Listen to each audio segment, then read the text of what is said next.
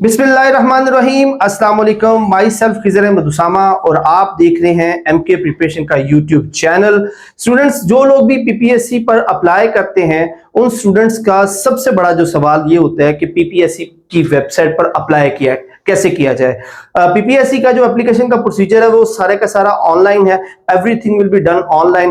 तो जो बच्चे हैं वो कंफ्यूज रहते हैं कि किस तरह से उस एप्लीकेशन प्रोसीजर को कंप्लीट किया जाए, किस तरह से आप अपनी जॉब को ढूंढ सकते हैं, कैसे आप अपनी एजुकेशन अपलोड करेंगे, अपनी पिक्चर कैसे अपलोड करनी है, आईडी कार्ड कैसे अपलोड करना है और फिर एप्लीकेशन प्रोसीजर को कंप्लीट कैसे करना है, फी कैसे सबमिट होगी, फी सबमिट करने के बाद एप्लीकेशन कंप्लीट कैसे होगी, सबमिट कैसे होगी, और अगर उसमें कोई प्रॉब्लम आ जाता है, कोई एप्लीकेशन में कुछ गलती होगी है तो उसको एडिट कैसे करना है, एप्लीकेशन को अपने रिकॉर्ड के लिए प्रिंट कैसे करना है, ये सारी चीजें आज के सेशन में हम डिस्कस करेंगे। तो एंड तक इस वीडियो को जरूर देखिएगा और इंशाल्लाह इस वीडियो को देखने के बाद पीपीएससी के एप्लीकेशन प्रोसीजर से रिलेटेड इंशाल्लाह आपका कोई क्वेश्चन नहीं रहेगा। तो स्टार्ट करते हैं आज के सेशन को। इसके अंदर हम पीपीएससी की डिटेल जो है वो देखेंगे कि किस तरह आप जो है वो एप्लीकेशन प्रोसीजर जो है उसको कंप्लीट कर पाएंगे। तो सबसे पहले तो आप पीपीएससी की वेबसाइट खोलेंगे। उसके लिए आप गूगल के ऊपर अगर सिंपल पीपीएससी भी लिख लें तो ये सबसे ऊपर टॉप पे ही हमारे पास जो पीपीएससी की वेबसाइट आ जाएगी। कंफर्म करने के लिए आप यहां पर इसको यहां से कंफर्म कर सकते हैं कि इसके आखिर में ppsc.gop गवर्नमेंट ऑफ पंजाब.p के जरूर लिखा हुआ हो, वो आपकी जो है वो ओरिजिनल पीपीएससी की वेबसाइट होगी। आप उस पर क्लिक करेंगे तो आप पीपीएससी के होम पेज पर आ जाएंगे। स्टूडेंट, ये आपके सामने जो है वो होम पेज नजर आ रहा है। इस पे आपको तमाम चीजें जो है पीपीएससी से रिलेटेड मिल जाएंगी, जिसमें यहां पर आपके पास जॉब की जो एडवर्टीजमेंट है वो आ रही होंगी, रिजल्ट्स या जो एजुकेशन स्कीम या सिलेबस वगैरह जो शेयर होगा वो यहां पर आ जाएंगी। पीपीएससी से रिलेटेड कोई मेमोरेंडम जारी हुआ है, कोई नोटिस जारी हुआ है, वो सारी की सारी चीजें यहां पर आ जाएंगी। अगर आप अप्लाई करना चाह रहे हैं तो स्पेसिफिकली आपको जाना पड़ेगा, यहां पर एक बड़ा सा बटन बना हुआ है जिस पर लिखा हुआ है अप्लाई ऑनलाइन। तो आप इस अप्लाई ऑनलाइन पे क्लिक करेंगे। जैसे ही आप क्लिक करेंगे तो आपके सामने जो पीपीएससी का एप्लीकेशन का पोर्टल है वो ओपन हो जाएगा। इसमें आप देखें तो स्टार्ट के ऊपर आपके पास सारी की सारी इंफॉर्मेशन जो मौजूद है पीडीएफ की फॉर्मेट में यहां सारा कुछ दिया गया है कि आप किस तरह से जो एप्लीकेशन प्रोसीजर या वीडियोस ये सारी चीजें यहां पर गिवन है। तो आप इसको क्या करेंगे, आप इसको यहां पर क्लिक करेंगे कि I have read and understood this. यहां पर क्लिक करेंगे तो ये आपका पोर्टल जो है वो ओपन हो जाएगा। अब यहां पर आप देखें तो यहां पर नीचे आपके पास एक पूरी लिस्ट लिखी हुई आ जाएगी जॉब्स के अंदर, जिसमें एडवर्टीजमेंट नंबर होगा, केस नंबर होगा, पोस्ट का नाम होगा, उसकी फी क्या है, किस डिपार्टमेंट ने वो एडवर्टाइज किया है, एड किस डेट को आई थी और उसकी क्लोजिंग या लास्ट डेट क्या है, या वो पूरी लिस्ट होगी। आप इसको सिंपली स्क्रॉल डाउन करते जाएं, नीचे देखते जाएंगे तो आपके पास जो लिस्ट ऑफ जो जॉब्स जितनी भी अवेलेबल होंगी वो सारी की सारी यहां पर मौजूद होंगी। जिस पे भी आप अप्लाई करना चाहते हैं आप सिंपली उसको क्लिक करेंगे।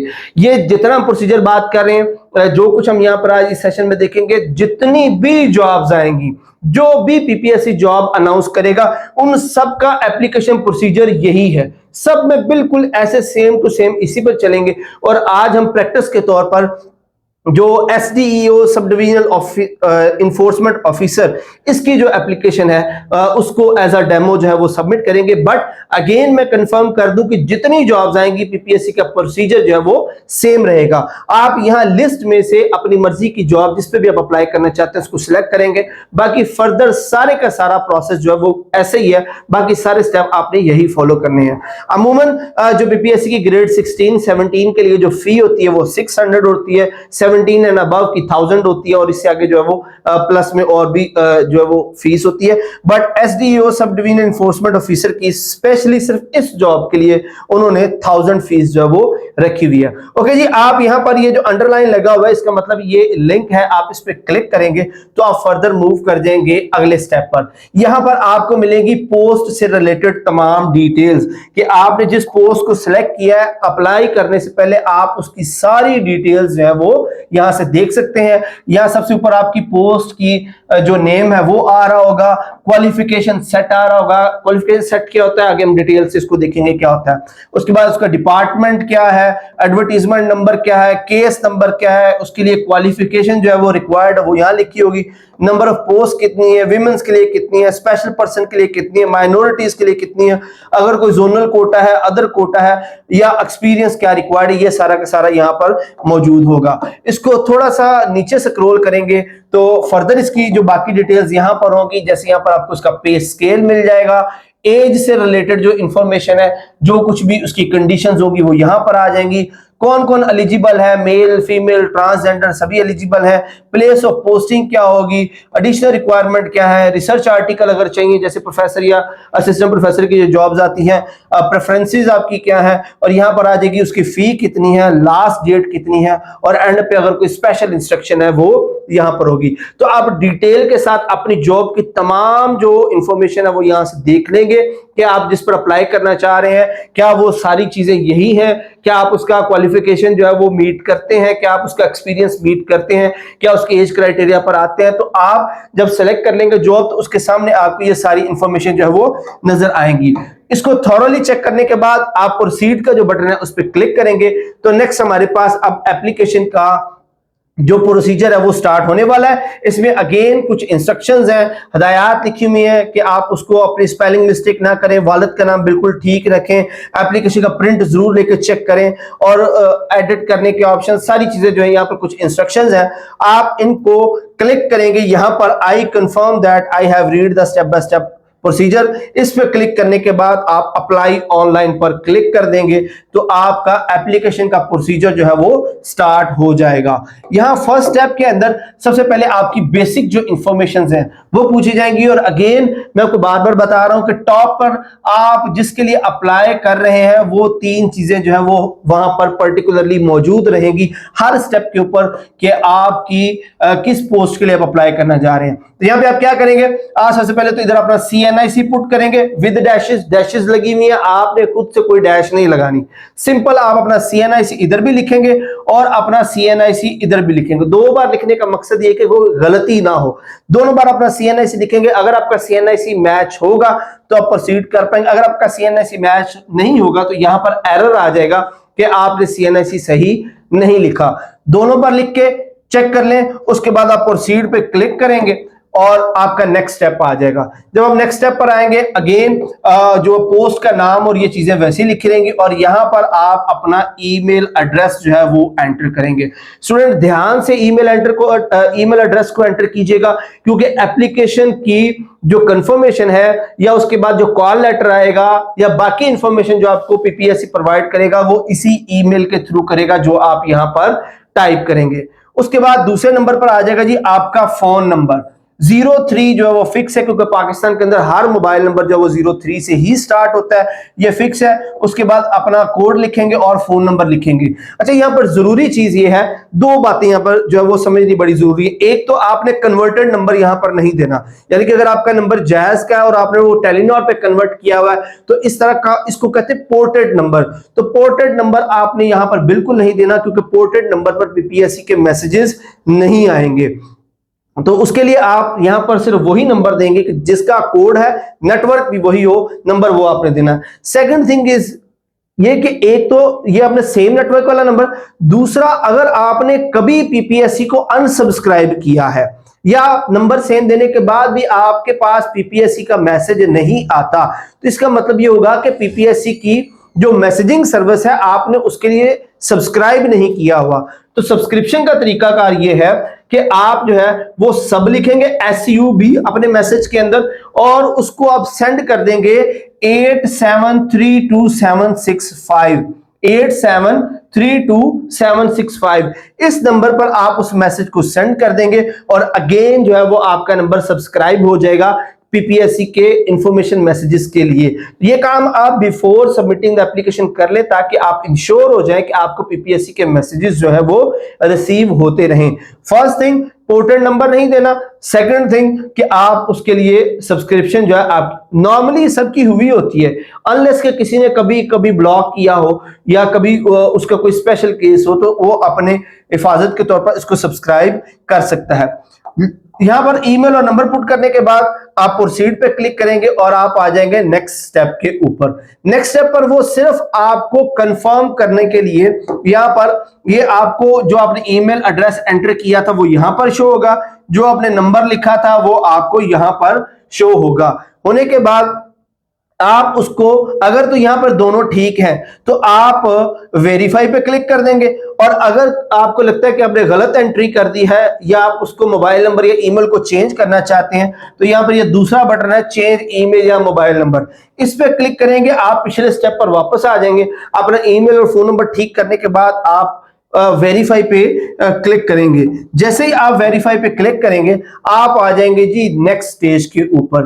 लेकिन यहां पर आपकी जो प्राइमरी जो इंफॉर्मेशन है वो यहां पर ऐड आप करेंगे सारी की सारी। अगेन फिर आपके पास पोस्ट आ गई है, ऊपर लिखी हुई आ जाएगी, डिपार्टमेंट भी लिखा हुआ आ जाएगा, केस नंबर भी लिखा आ जाएगा, एज क्राइटेरिया भी यहां पर लिखा हुआ, लेकिन जो बेसिक इंफॉर्मेशन है जॉब की वो आपके पास यहां ऊपर रहेगी, ताकि आप किसी भी मौके के ऊपर अगर आपको गलती हो जाए कि आपने कोई गलत सिलेक्शन किया तो आपको आइडिया हो सके।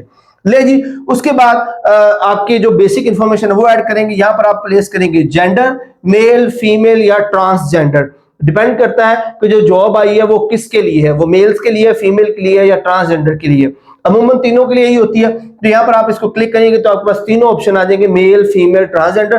तो आप उसमें से अपना जो सेलेक्ट कर लेंगे, या नीचे एलिजिबिलिटी क्राइटेरिया भी लिखा होगा कि कौन सी जो जेंडर है वो एलिजिबल है। यहाँ पे नीचे मेल, फीमेल, ट्रांसजेंडर तीनों लिखा, मतलब तीनों एलिजिबल है। तो जब आप इस एरो पे क्लिक करेंगे तो आपके पास वो तीनों की लिस्ट आ जाएगी। आप अपना जेंडर जो वो सिलेक्ट करेंगे।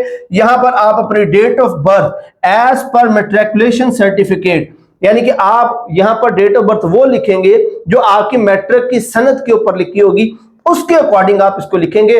अगर आप उसके मुताबिक नहीं लिखते, आपकी मैट्रिक की सनद और आईडी कार्ड का भी अगर डिफरेंस आ रहा है तब भी आपकी एप्लीकेशन रिजेक्ट हो जाएगी। तो इसलिए आपने यहां पर वो डेट ऑफ बर्थ लिखनी है जो आपकी मैट्रिक की सनद पर होगी। उसके बाद आप यहां पर पूछा जाएगा कि आप गवर्नमेंट एम्प्लॉय हैं, अगर आप हैं तो यस करेंगे, अगर नहीं है तो नो करेंगे। उसके बाद do you claim a special person, अगर आप स्पेशल पर्सन है यहाँ पे यस या नो करेंगे आप। और उसके बाद यहाँ लास्ट ऑप्शन है कि are you a retired army personnel, तो वो आप यस या नो अपने जो सिचुएशन है उसके अकॉर्डिंग करेंगे।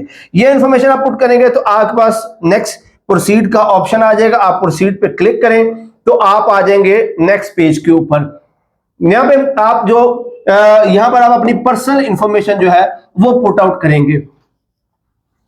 अच्छा जी, सबसे पहले आप यहां पर अपना नाम लिखेंगे, और अगेन नाम आपने लिखना है मैट्रिक की सनद के अकॉर्डिंग। जो आपका नाम मैट्रिक की सनद के ऊपर लिखा हुआ है वो आप यहां पे पुट करेंगे। उसके बाद आपका रिलीजन आ जाएगा कि आपका रिलीजन क्या है, इस्लाम है, क्रिश्चियनिटी है, हिंदू है, या जो भी है वो आप यहां पर रिलीजन करेंगे। और उसके बाद नेम ऑफ द रिलीजन, यहाँ पे लिस्ट बनी हुई आप क्लिक करेंगे, वो नंबर ऑफ रिलीजन जो भी लिखे होंगे आप उस पर क्लिक कर देंगे। उसके बाद आपका CNIC यहाँ पे लिखा हुआ आपको नजर आएगा। यहाँ पर आप CNIC की इशू डेट लिखेंगे कि आपका CNIC कब जारी हुआ, वो आपकी CNIC के ऊपर ही आपको मिल जाएगा। उस CNIC की एक्सपायरी डेट लिखेंगे, वो भी आपको आपके CNIC के ऊपर ही मिल जाएगी। यहां पर आप अपना जो पोस्टल एड्रेस और घर का फोन नंबर जो है वो लिखेंगे, वो आप यहां पर अपनी मर्जी से लिख सकते हैं। आपका मोबाइल नंबर और ईमेल आपको यहां पर लिखा हुआ नजर आएगा, जो भी आपने पीछे दर्ज किया वो यहां पर लिखा हुआ होगा। यहां पे आप फादर्स नेम लिखेंगे, फादर नेम लिखेंगे। यहां पर फादर ऑक्यूपेशन है, अच्छा यहां पे आप टाइप नहीं कर सकते फादर ऑक्यूपेशन में, गिवन ऑक्यूपेशन आप सिलेक्ट कर लें। अगर खुदा न खास्ता आपके वालिद जो वो हयात नहीं है तो इसमें एक ऑप्शन डिसीज्ड का भी है, तो आप डिसीज का ऑप्शन भी सिलेक्ट कर सकते हैं। अगर आपके वालिद साहब हयात है, वो जो भी उनका पेशा है वो पेशा आप यहाँ पर सिलेक्ट कर लेंगे। नीचे आपका डोमिसाइल, जिस डिस्ट्रिक्ट का डोमिसाइल है यहाँ पर डिस्ट्रिक्ट की लिस्ट आ जाएगी, उसमें से आप अपने डिस्ट्रिक्ट को सिलेक्ट कर लेंगे। और लास्ट में लिखी हुई है डोमिसाइल इशू डेट, तो आप अपने डोमिसाइल को देखेंगे तो उसके ऊपर जो है वो इशू डेट जो है वो लिखी हुई होगी कि वो किस डेट को इशू हुआ था। स्क्रॉल डाउन करेंगे, नीचे कुछ और इंफॉर्मेशन है, जैसे यहां पर आपका आ जाएगा मैरिटल स्टेटस कि आप शादीशुदा या गैर शादीशुदा। अगर आप उसको मैरिड सिलेक्ट करते हैं तो वो आपसे आपके स्पाउस का नाम और उसका ऑक्यूपेशन पूछेगा। अगर आप मेल हैं तो आपकी बीवी का नाम और उसका जो ऑक्यूपेशन, अगर हाउसवाइफ है तो आप हाउसवाइफ भी लिख सकते हैं, और अगर आप फीमेल हैं तो आपके हस्बैंड का नाम या उनकी ऑक्यूपेशन जो भी वो काम करते हैं वो यहां पर आएगा। उसके बाद आएगा are you convicted by a martial court, कि किसी भी मैटर में आप कोर्ट से कभी सजा हुई है, आप इसको यस या नो करेंगे। उसके बाद अगला सवाल ही होगा कि क्या आपका कोई रिश्तेदार पीपीएससी में काम करता है, उसको आप यस या नो करेंगे। उसके बाद आ जाएगा कि क्या आपको कभी किसी मसले की वजह से किसी गवर्नमेंट बॉडी से रिमूव किया गया, किसी गवर्नमेंट से निकाला गया है, वो आप यस या नो लिखेंगे। उसके बाद आएगा क्या आपको पाकिस्तान के किसी भी कोर्ट में कभी कोई सजा हुई है, वो आप यस या नो करेंगे। अगर यस करेंगे तो आपको डिटेल लिखनी पड़ेगी कि क्या मसला था, और क्या आप किसी ट्रायल पे, क्या आपके खिलाफ कोई केस चल रहा है किसी भी कोर्ट में। नो, अगर आप यस करते हैं तो आपको डिटेल लिखनी होगी कि वो कोर्ट केस क्या है। उसके बाद अगर आप डॉक्टर हैं या इंजीनियर हैं या फार्मासिस्ट हैं या लॉयर हैं, यहां पर आपका रजिस्ट्रेशन नंबर आ जाएगा और उस रजिस्ट्रेशन की एक्सपायरी डेट आ जाएगी। ये सिर्फ अप्लाई होगा अगर आप डॉक्टर हैं या इंजीनियर हैं या आप लॉयर हैं या आप फार्मासिस्ट हैं, क्योंकि इनकी रजिस्ट्रेशन के लिए अलग से बॉडी पीएमडीसी होती है, लॉ काउंसिल अलग से होती है, तो वो जो वहां से आपकी रजिस्ट्रेशन हुई है उसका रजिस्ट्रेशन नंबर और उसकी एक्सपायरी डेट आप यहां पे पुट करेंगे।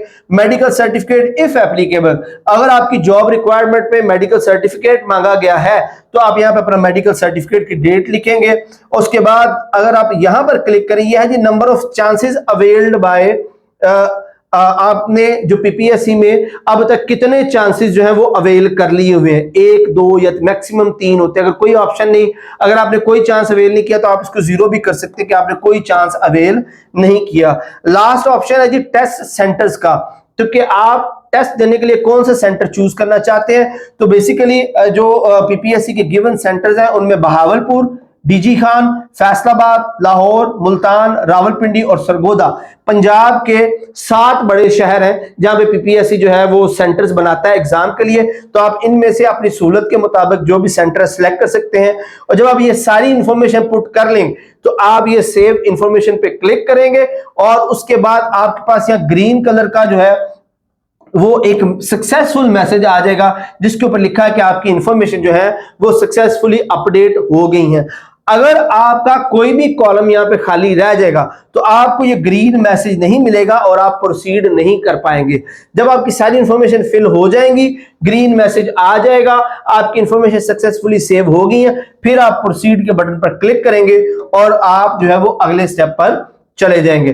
जैसे ही आप अगले स्टेप पर जाएंगे, सबसे ऊपर आपको ऑनलाइन पेमेंट की कुछ इंस्ट्रक्शंस हैं कि आप कैसे पे कर सकते हैं, और थोड़ा सा नीचे स्क्रॉल करें तो आपके पास आपकी जो फी है उसका चालान बन जाएगा। इसमें आप अपनी डिटेल्स देख सकते हैं, केस नंबर लिखा हुआ है, पोस्ट का नाम लिखा हुआ है, लास्ट डेट लिखी हुई है, आपका मोबाइल नंबर यहां पर गिवन है और आपकी जो ईमेल आईडी है वो यहां पर गिवन है। यहां से देखने के बाद इसी तरह आप जो है उसको देख सकते हैं आपकी डिटेल इंफॉर्मेशन, और या नीचे जो वो अमाउंट लिखी हुई है। और इसको आप 3 तरीकों से पे कर सकते हैं, एडीएम के थ्रू, इंटरनेट या मोबाइल बैंकिंग जो ऐप है उसके थ्रू, या one link member bank branch है उनके थ्रू। ये 3 पेमेंट ऑप्शंस हैं जिनकी मदद से आप पेमेंट कर सकते हैं। और पेमेंट के लिए आपको सबसे जो इंपॉर्टेंट चीज रिक्वायर होगी वो होगी ये पीएसआईडी नंबर।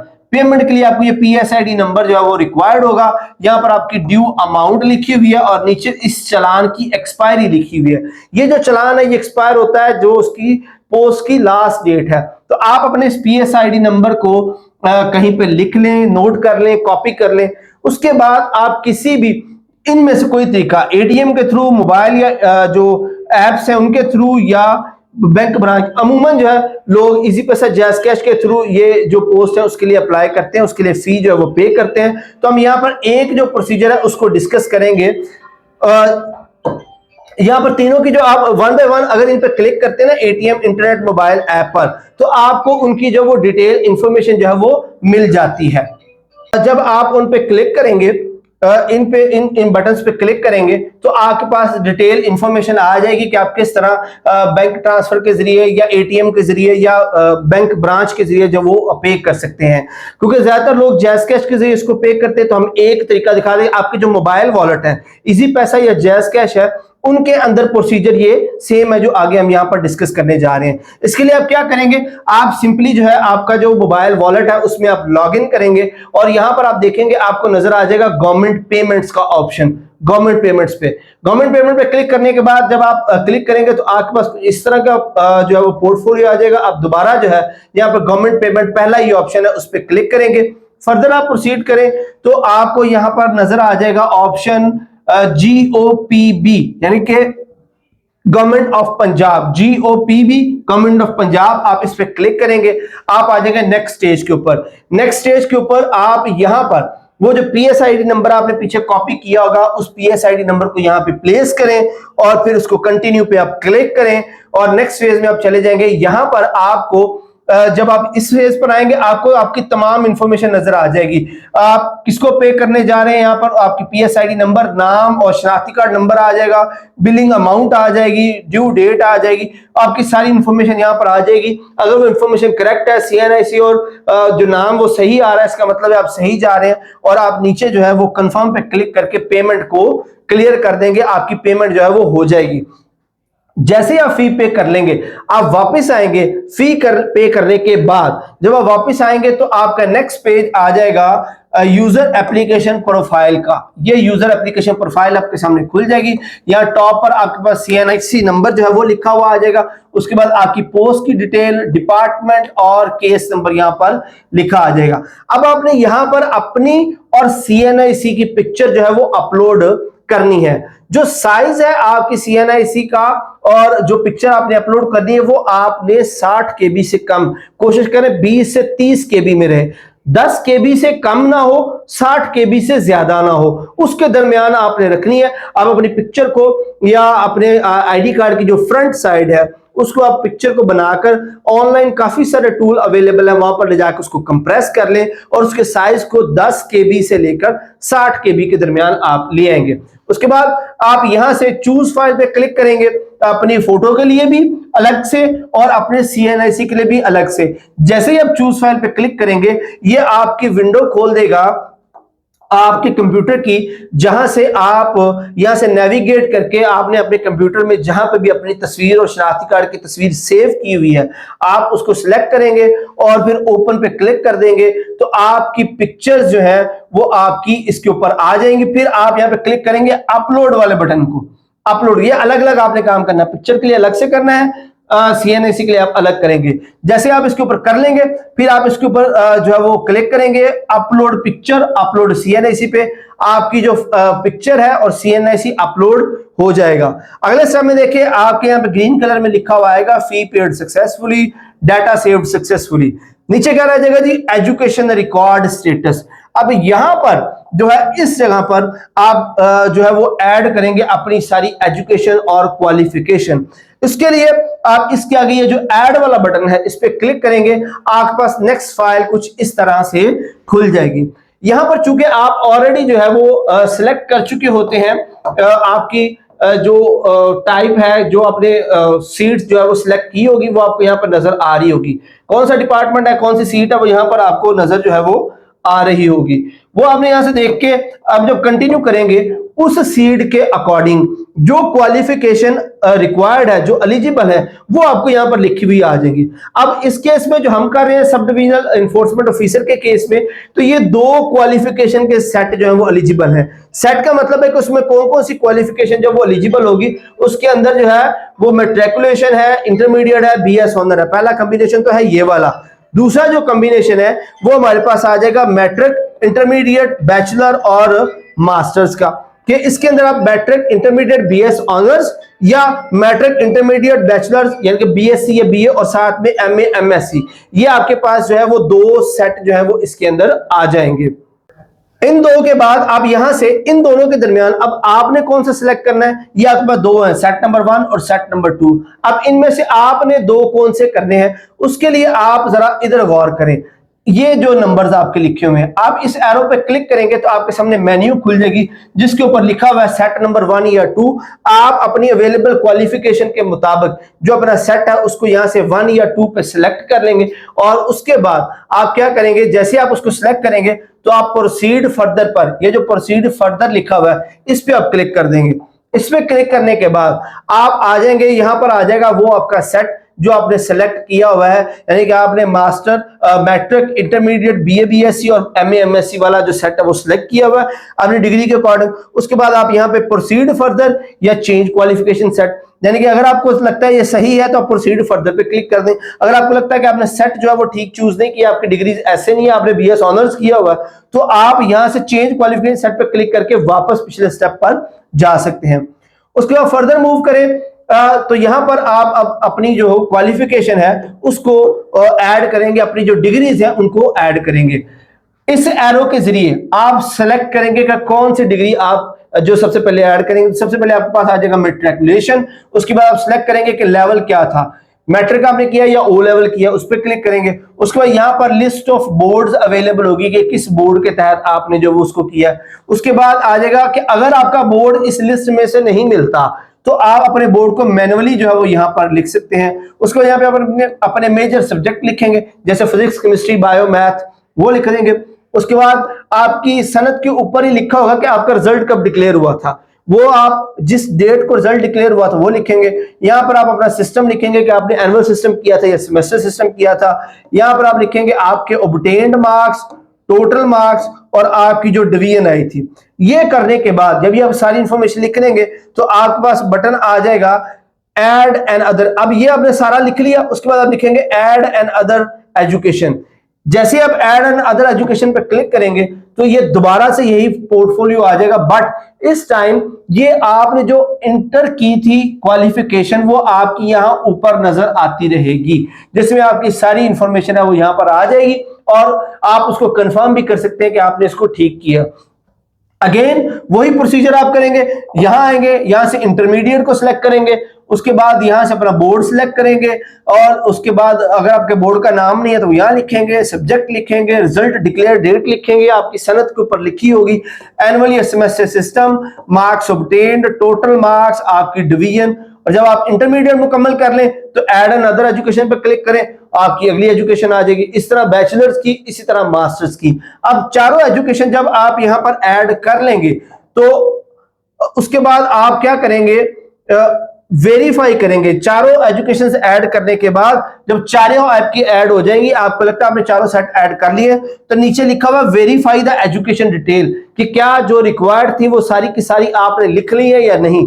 आप इस पर क्लिक करें तो अगर आपका आ जाएगा ये वाला message, you have entered all the required qualification date, you can press the save information button। यानी कि ये आपको कंफर्म कर देगा कि जो रिक्वायर्ड एजुकेशन थी वो आपने सारी लिख दी है। अब आप नेक्स्ट स्टेप पे जा सकते हैं, तो आप नीचे जो सेव इंफॉर्मेशन का बटन है उस पर क्लिक करें तो आपको ग्रीन रंग का ये मैसेज नजर आ जाएगा, एकेडमिक रिकॉर्ड सेव्ड सक्सेसफुली। जब ये ग्रीन कलर का मैसेज आ गया इसका मतलब आपकी एजुकेशन मुकम्मल ऐड हो चुकी हुई है। फिर आप ये नेक्स्ट पर क्लिक करेंगे और आप जो है वो अगली स्टेज की तरफ चल पड़ेंगे। जब उसको नेक्स्ट पे क्लिक कर लेंगे, सेव कर लेंगे, तो यहां पर आपको आपकी पिक्चर नजर आ जाएगी जो आपने अपलोड किया है, आपका सीएनआईसी यहां पे आपको नजर आ जाएगा, picture uploaded successfully, green message आ जाएगा, CNIC uploaded successfully, green message आ जाएगा, fee paid successfully, data saved successfully, data saved successfully. यानी कि आपकी यहां तक एजुकेशन और डिटेल्स जो है वो ऐड होगी। लास्ट ऑप्शन रह गया आपके सर्विस का record, experience certificate, experience add करने का रिकॉर्ड। अगर आपकी जॉब रिक्वायरमेंट में एक्सपीरियंस रिक्वायर्ड है तो आप यहां पर ऐड एक्सपीरियंस के बटन पर क्लिक करके उसी प्रोसीजर के मुताबिक जैसे आपने एजुकेशन ऐड की थी वैसे ही अपना एक्सपीरियंस जो है वो ऐड करेंगे। और अगर आपकी जॉब की रिक्वायरमेंट में जो है वो एक्सपीरियंस रिक्वायर्ड नहीं है तो आप नॉट एप्लीकेबल पे क्लिक कर देंगे तो आप अगले स्टेप पे चले जाएंगे और आप देख सकते हैं कि आपके सारे मैसेजेस जो है वो ग्रीन हो चुके हैं, जो कंफर्म कर रहे हैं कि आपने एप्लीकेशन का तमाम रिकॉर्ड जो है वो अपलोड कर दिया है। उसके बाद यहां से कंफर्म करने के बाद आप सबमिट एप्लीकेशन पे क्लिक करेंगे, यहां पर आपका एप्लीकेशन प्रोसीजर जो वो कंप्लीट हो जाएगा और आप सबमिट एप्लीकेशन पे क्लिक करेंगे, आपकी एप्लीकेशन जो है वो सबमिट हो जाएगी। अब उसके लिए लास्ट में जैसे आप सबमिट पे क्लिक कर देंगे, आपको लास्ट में वो सिर्फ एक कंफर्मेशन पूछेगा। यहां पर आपकी पोस्ट आपको नजर आ जाएगी, वो डिपार्टमेंट नजर आ जाएगा, आपका नाम आपको यहां पर नजर आ रहा होगा, CNIC आपको यहां पर नजर आ रहा होगा, केस नंबर यहां पर लिखा हुआ होगा जो आपको कंफर्म करेगा कि जिसके लिए आपने अप्लाई किया। तो आप सिंपली यहां पर चेक बॉक्स को क्लिक करेंगे कि आपने सारी इंफॉर्मेशन सबमिट कर दी है और आप रेडी हैं एप्लीकेशन सबमिशन के लिए।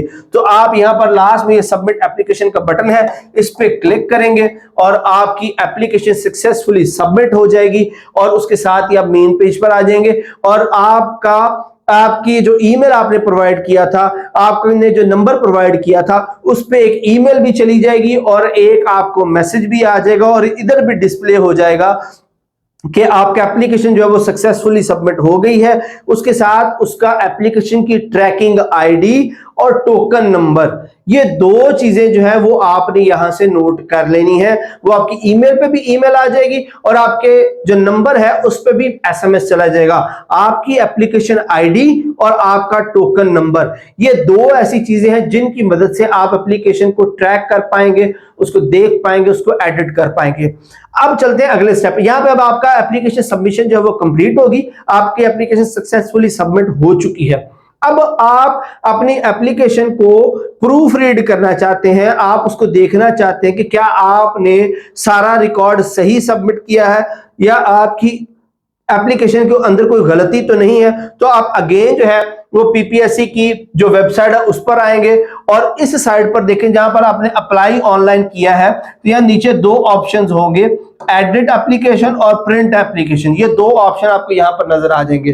तो एडिट आप तभी कर पाएंगे जब पहले आप पढ़ पाएंगे कि आपने एप्लीकेशन में क्या क्या लिखा था। तो आप यहां पर प्रिंट एप्लीकेशन पे क्लिक करेंगे। जैसे प्रिंट एप्लीकेशन पे क्लिक करेंगे तो ये आपके सामने पोर्टल खुल जाएगा। यहां पर आप अपना CNIC नंबर एंटर करेंगे, यहां पे आप एप्लीकेशन का नंबर लिखेंगे और यहां पे आप लिखेंगे टोकन नंबर। ये एप्लीकेशन नंबर, टोकन नंबर, जैसे मैंने आगे आपको बताया कि जैसे आप इसको सबमिट करेंगे तो ये दोनों चीजें आपको डिस्प्ले भी होंगी, आपके ईमेल पे ईमेल भी जा चुकी होगी और आपको SMS भी जा चुका होगा। तो वहां पर भी सेव होगा, आपने लिखा भी होगा। तो आप अपना CNIC यहां पुट करें, एप्लीकेशन नंबर लिखें, टोकन नंबर लिखें। But let's suppose for example आपसे वो चीजें मिसप्लेस हो जाती हैं, आप अपना एप्लीकेशन का ट्रैकिंग नंबर या टोकन नंबर जो है उसको गुम कर बैठे, तब भी परेशान होने की बिल्कुल जरूरत नहीं है। PPSC ने उसका भी हल यहां पर दिया हुआ है कि आप यहां से अपना टोकन नंबर जो है वो रिट्रीव कर सकते हैं। सिर्फ CNIC नंबर देंगे तो आपको आपका टोकन नंबर मिल जाएगा और यहां से उस टोकन नंबर को पुट करेंगे तो आपका एप्लीकेशन नंबर आ जाएगा। तो इन दो ऑप्शंस को इस्तेमाल करते हुए अगर आपका टोकन नंबर या एप्लीकेशन नंबर गुम हो गया तो वो आप यहां से निकाल सकते हैं। तो ये सारी चीजें यहां पे पुट करके आप प्रिंट एप्लीकेशन पे जब क्लिक करेंगे तो आपके पास आपकी एप्लीकेशन का जो खाका है वो यहां पर नजर आ जाएगा, जिसके ऊपर तमाम डिटेल जो जो आपने सबमिट की हैं वो यहां आपको नजर आ रही होंगी। और ये ऊपर ऑप्शन लिखा हुआ है सेव एज PDF या प्रिंट एप्लीकेशन। आप चाहें तो यहीं से डायरेक्ट प्रिंट भी ले सकते हैं, आप चाहें तो इसको अपने रिकॉर्ड के लिए यहां से सेव भी कर सकते हैं। अब जब आप प्रिंट आउट ले लेंगे, प्रिंट आउट लेने के बाद एप्लीकेशन आपके हाथ में आ जाएगी, आप उसको डिटेल से सारी एप्लीकेशन को गो थ्रू करें तो आप देख लें कि उसमें कोई प्रॉब्लम तो नहीं है। अगर आपको लगता है कि आपकी एप्लीकेशन में कोई मसला है, कोई ऐसा पॉइंट है जो आपने गलत फिल कर दिया या गलत ऐड कर दिया है, तो उसके लिए आप क्या करेंगे, अब आपको एप्लीकेशन एडिट करने की जरूरत पेश आएगी। तो अगेन आप PPSC के होम पेज पर जाएं, वही मेन्यू जो मैंने आगे आपको दिखाई थी, यहां पर एडिट एप्लीकेशन का जो ऑप्शन है इस पर आप क्लिक करें तो आपके पास ये स्क्रीन खुल जाएगी जिसके अंदर अगेन जैसे हमने पहले किया था, आप अपना CNIC नंबर पुट करें, एप्लीकेशन नंबर पुट करें, टोकन नंबर पुट करें और अगर जैसे मैंने पहले बताया अगर आपसे वो गुम हो चुके हुए तो आप यहां से अपना एप्लीकेशन नंबर या टोकन नंबर जो वो दोबारा हासिल कर सकते हैं और प्रोसीड पे आप क्लिक कर देंगे तो आप के पास आपका अकाउंट ओपन हो जाएगा। यहां पर अब वो एरियाज आपको नजर आ जाएंगे जिनको आप एडिट कर सकते हैं, जैसे कि आप पिक्चर चेंज कर सकते हैं, CNIC की पिक्चर चेंज कर सकते हैं, प्राइमरी जो इंफॉर्मेशन है उसको चेंज कर सकते हैं, पर्सनल इंफॉर्मेशन चेंज कर सकते हैं, सर्विस रिकॉर्ड चेंज कर सकते हैं, एजुकेशन डिटेल चेंज कर सकते हैं, क्वालिफिकेशन सेट, हर चीज को आप यहां से चेंज कर सकते हैं। बट याद ये रखना है आपने कि एडिट एप्लीकेशन का ऑप्शन लास्ट डेट से पहले तक होता है। अगर आपकी लास्ट डेट गुजर गई उसके बाद आप एप्लीकेशन को एडिट नहीं कर पाएंगे। तो बिफोर द लास्ट डेट आप एप्लीकेशन को एडिट कर सकते हैं। सो स्टूडेंट्स, अगर आपको कोई मिस्टेक हो गई है, एप्लीकेशन के अंदर कोई गलती हो गई है, तो अब लास्ट डेट, क्लोजिंग डेट से पहले पहले आप अपनी एप्लीकेशन को हर तरह से एडिट यहां से कर सकते हैं। एडिट करने के बाद आप सिंपली जो है वो लॉग आउट कर दें, फिनिश एडिटिंग कर दें, तो आपकी एप्लीकेशन का प्रोसीजर जो है वो हर तरह से यहां पर मुकम्मल हो गया। होप सो कि आपके जो पीपीएससी की एप्लीकेशन के जो तमाम इश्यूज थे, जो तमाम सवालात थे, उनका जवाब यहां पर आपको मिल चुका होगा। अगर इसके बाद भी आपके माइंड में कोई क्वेश्चन है, कोई चीज आपको परेशान करती है, किसी चीज के बारे में आपको कोई डाउट है, तो आप कमेंट सेक्शन में पूछ सकते हैं, डिस्क्रिप्शन में दिए गए नंबर्स पर कांटेक्ट कर सकते हैं। और अगर आपने अभी तक एमके प्रिपरेशन का चैनल सब्सक्राइब नहीं किया तो अभी चैनल को सब्सक्राइब करें, बेल आइकन पर क्लिक करें, ताकि आपको इस तरह की इंफॉर्मेटिव वीडियोस जो हैं वो टाइम टू टाइम मिलती रहें।